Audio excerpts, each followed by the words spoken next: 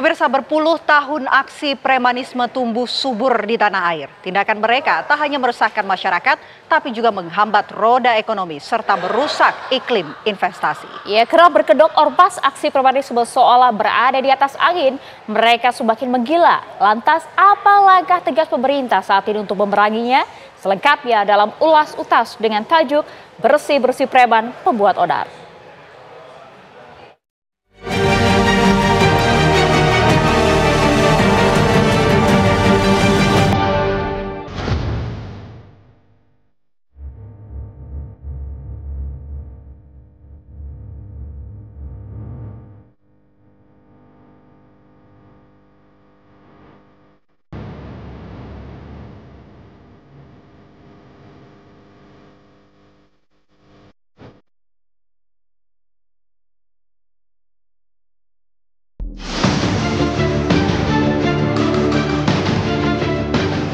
Sederet aksi premanisme mulai dari kelas teri hingga kelas kakap viral di media sosial. Para preman berulah mengganggu roda ekonomi masyarakat kecil dengan memalak pedagang-pedagang yang menggelar lapak mereka di pinggir jalan. Intimidasi ala preman juga menghantui pelaku usaha skala besar.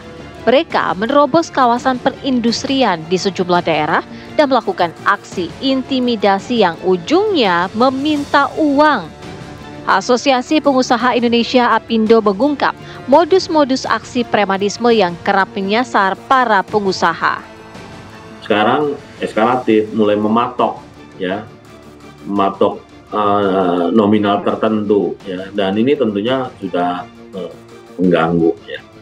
Kemudian juga ada proyek-proyek baru juga diganggu. Kalau di industri kan pengen jadi supplier, minta ada mereka yang diterima bekerja, ya nanti mereka mendapatkan uang dari situ, ya. Kemudian minta secara paksa untuk donasi event-event, ya. Nanti sebentar lagi 17 Agustus nih pasti akan banyak nih permintaan-permintaan, ya. Tindakan premanisme itu bukan hanya mengganggu operasional dunia industri nasional, tapi juga berdampak pada citra negatif iklim investasi Indonesia di mata internasional. Jika ada gangguan terhadap pelaku usaha di sektor investasi, itu sama saja dengan mengganggu target pemerintah untuk mengejar pertumbuhan ekonomi 8% tersebut. Nah, oleh karena itu, kita harus segera melakukan tindakan terhadap aksi-aksi premanisme yang sering berkedok ormas tersebut agar Indonesia bisa mengirimkan sinyal yang kuat kepada dunia usaha, kepada pelaku investasi bahwa Indonesia itu tidak akan mentolerir dalam tanda petik aksi-aksi koboi ya premanisme yang sering berkedok ormas tersebut. Mengapa aksi premanisme yang telah berdampak besar pada dunia usaha hingga iklim investasi kita seolah sulit diberangus?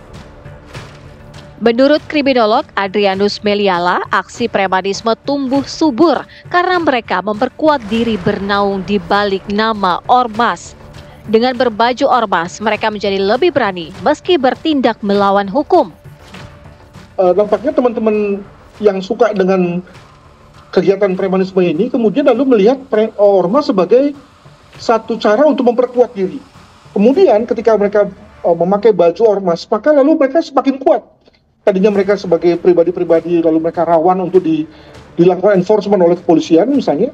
Dan begitu mereka memakai baju-baju ormas, mereka lalu menjadi bukan lagi nobody tapi juga menjadi somebody.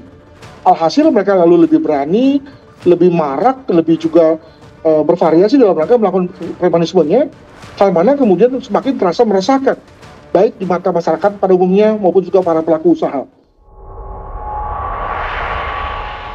Fenomena premanisme telah ada sejak dahulu kala.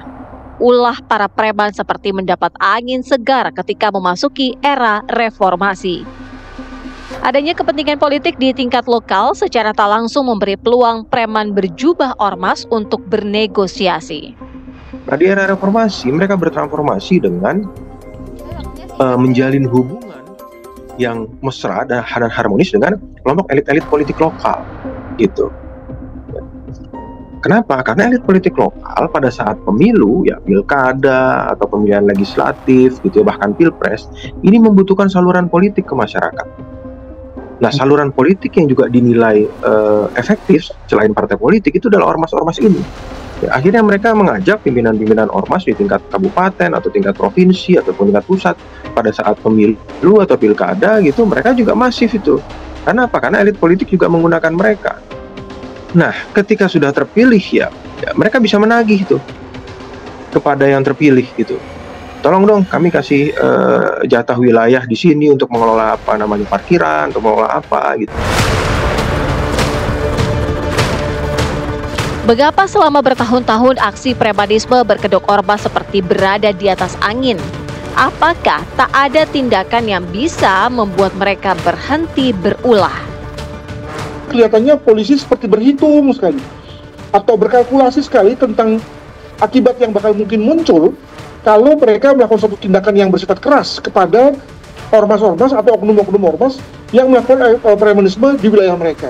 Kita perlu membenahi secara umum ya atau secara makro konteks premanisme dan ormas ini. Jadi apakah dengan cara pertama-tama masuk kepada konteks premanismenya yang pada dasarnya adalah perbuatan pidana, atau juga bisa masuk dengan cara melakukan revisi undang-undang ormas ya, sehingga kemudian anggota-anggotanya atau oknumnya tidak ada yang terlibat dalam kegiatan premanisme ini. Lantas, langkah tegas apa yang diambil pemerintah saat ini atas aksi-aksi premanisme yang sudah sangat meresahkan dan mengancam ekonomi bangsa? Negara harus hadir, harus bisa melindungi rakyatnya. Hukum harus tegakkan. Arahnya dua itu jelas. Jadi tidak boleh ragu-ragu. Dan harus ditindak kalau memang ada perbuatan-perbuatan yang melanggar hukum, sebagaimana yang viral. Nah, kami dari Polkam sudah merapatkan rapat koordinasi, petunjuk arahan jelas. Kapolri juga sudah bicara, dan sudah ada langkah. Ada satgas dari Polkam, ada satgasnya, nanti Kemendagri salah satu bagian dari satgas itu. Tugas utamanya Pak sebetulnya apa Pak kalau untuk satgas premanisme ini? Targetnya mau dikejar apa Pak? Iya, diantaranya kan mengenai penegakan aturan-aturan yang sudah ada ya. Sebetulnya dalam aturan-aturan itu mengenai keormasan, kan ada yang badan hukum, ada yang terdaftar, ada yang tidak terdaftar. Mulai 1 Mei 2025, personil gabungan Polri, TNI, dan pemerintah daerah menggelar operasi pemberantasan tindak premanisme secara serentak di sejumlah wilayah di tanah air. Ya, pemerintah tak boleh lagi tinggal diam karena stabilitas keamanan adalah fondasi utama membangun ekonomi bangsa yang berkelanjutan.